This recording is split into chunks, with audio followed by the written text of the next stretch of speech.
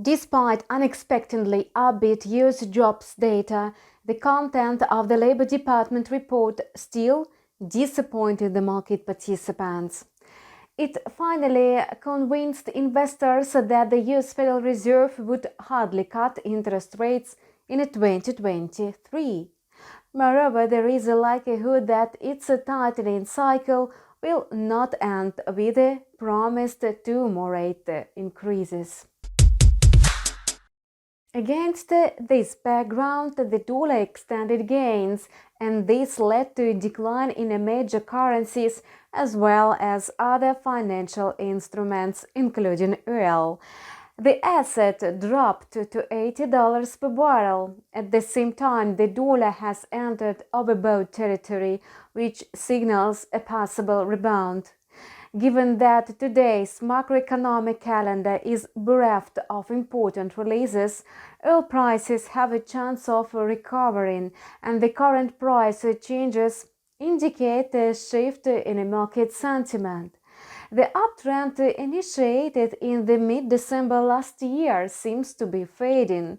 Thus, if the price fixes below the 80 mark on the daily chart, the asset is expected to slide to the levels of 78 and 75. An alternative scenario suggests an upward pullback from an oversold territory.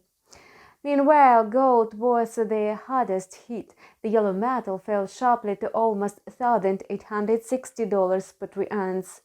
The situation is exactly the same as in the case of other financial instruments. Apparently, gold will try to rebound to at least $1,900 within the next couple of days, and then it's likely to resume a downward movement. After all, if the Fed continues to raise interest rates, traders will shift their focus to the dollar as a safe haven asset.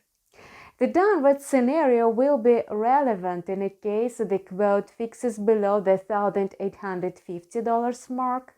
As for the Russian currency, it managed to avoid heavy losses and even made an attempt to strengthen.